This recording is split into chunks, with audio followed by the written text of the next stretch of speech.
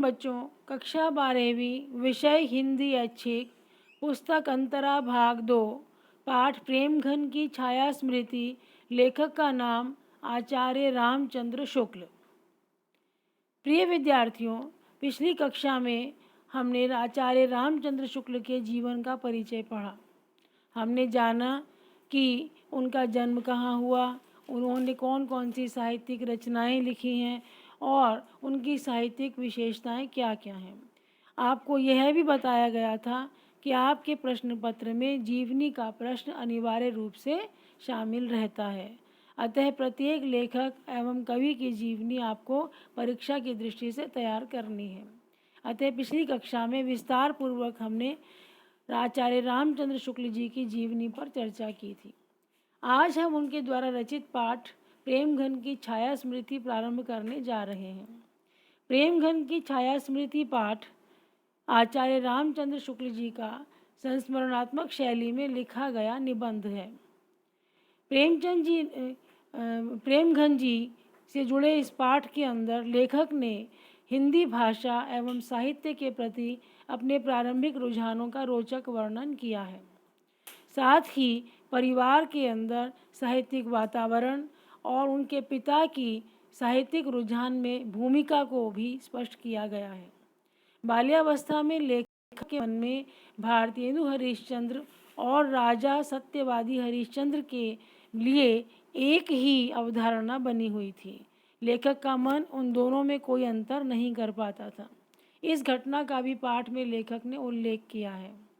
इसके साथ ही लेखक ने यह भी स्पष्ट किया कि किस प्रकार शुक्ल जी एवं उनके अन्य साथी प्रेमघन जी के व्यक्तित्व से आकर्षित थे और उनके आकर्षण का ही परिणाम था कि वो बाल्यावस्था में ही उनके घर के नीचे चक्कर लगाकर उनके दर्शनों की अभिलाषा लिए खड़े रहे थे।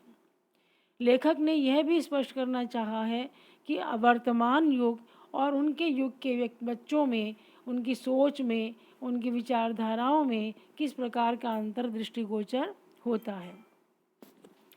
पाठ के प्रारंभ में हम देखते हैं कि लेखक ने स्पष्ट किया है कि किस प्रकार से उनके पिता ने उनको साहित्यिक संस्कार प्रदान किए। अभी आप स्क्रीन पर देख रहे हैं रामचंद्र शुक्ल जी का चित्र दिखाया जा रहा है। उनकी मूर्ति उनके जन्म स्थान बस्ती उत्तर प्रदेश में विद्यमान है, जो चित्र में आप देख रहे हैं। और साथ ही उनका जो निवास स्थान था, जहां उनका जन्म हुआ, उसे भी आप दृश्य चित्र पटल पर आप देख रहे हैं। आजकल वर्तमान समय में उनके निवास स्थान को एक पुस्तकालय में परिवर्तित कर दिया गया है।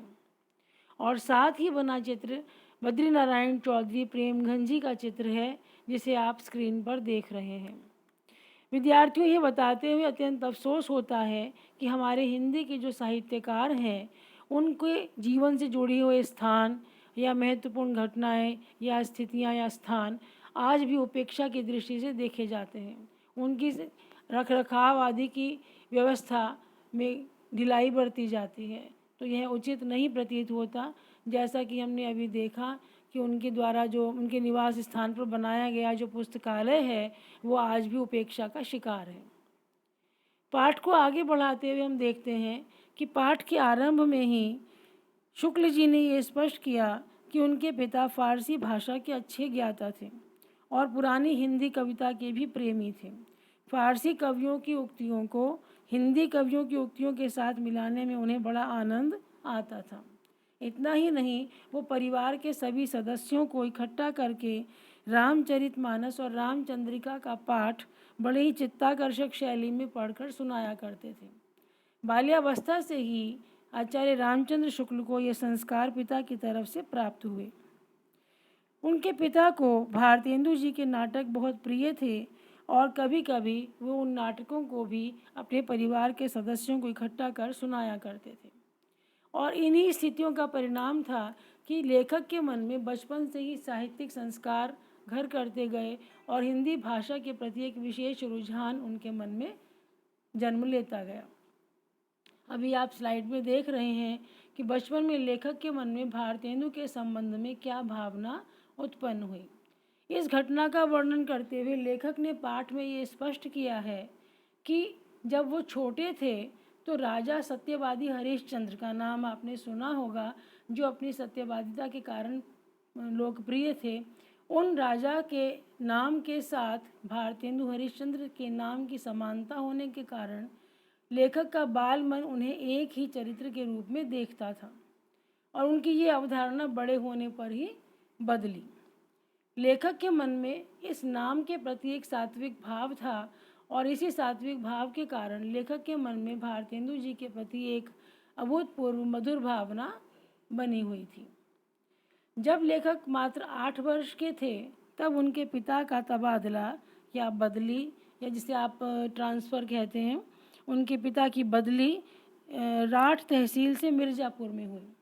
जब मिर्ज़ापुर हुई और उन्हें वहाँ ये सुनने में आया कि यहाँ पर भारतेंदु मंडल के एक प्रसिद्ध साहित्यकार, कवि, सुप्रसिद्ध उपाध्याय बद्रीनारायण चौधरी प्रेमघन जी रहते हैं, तो लेखक का मन खुशी से फूला न समाया और लेखक के मन में ये इच्छा जागृत हुई कि उनके दर्शन किए जाएं। इस बात से ही स्पष्ट होता है कि बाल्यावस्था से ही लेखक का झुकाव साहित्यिक परिस्थितियों, साहित्यिक रचनाओं को पढ़ने और साहित्यिक से जुड़े व्यक्तियों को मिलने की ओर लगा रहा। भारतेंदु मंडल के साहित्यकारों के विषय में लेखक के मन में आकर्षण था, जिसका चित्रण उन्होंने पाठ में विशेष रूप से किया है। और भारतेंदु के जीवन काल में ही कवियों और लेखकों का एक अच्छा खासा समूह तैयार हो गया था। मैंने आपको पाठ के प्रारंभ में ही बताया कि हिंदी साहित्य में गद्य विधा का आरंभ भारतेंदु युग से माना जाता है और भारतेंदु ही उसके कर्णधार माने जाते हैं और उन्हीं के काल से कवियों और लेखकों का एक अच्छा खासा समूह इस रचना क्षेत्र में उतरकर हमें तैयार नज़र आता है। हिंदी साहित्य के इतिहास में इन लेखकों के समूह को भारतेंदु मंडल के नाम से जाना जाता है। ये पुरोधा कवि या लेखक हिंदी साहित्य के गद्य काल के आरंभिक रचनाकारों में लिए जाते हैं, जिनके नाम हैं प्रताप नारायण मिश्र, बालकृष्ण भट्ट, बद्रीनारायण चौधरी उपाध्याय प्रेमघन, ठाकुर जगमोहन सिंह, अंबिका दत्त व्यास, राधाचरण गोस्वामी।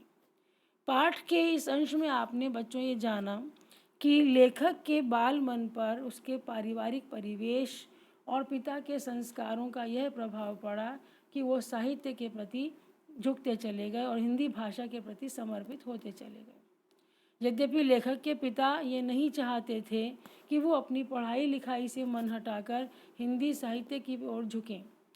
लेखक के पिता इस बात के लिए विशेष प्रयास करते थे कि लेखक अन्य प्रकार की पुस्तकों को पढ़ने में ध्यान न देकर अपनी अध्ययन की पुस्तकों को ही पढ़ें। परंतु जब ऐसा किया गया तब लेखक ने चोरी चोरी साहित्यिक पुस्तकों को पढ़ना प्रारंभ कर दिया।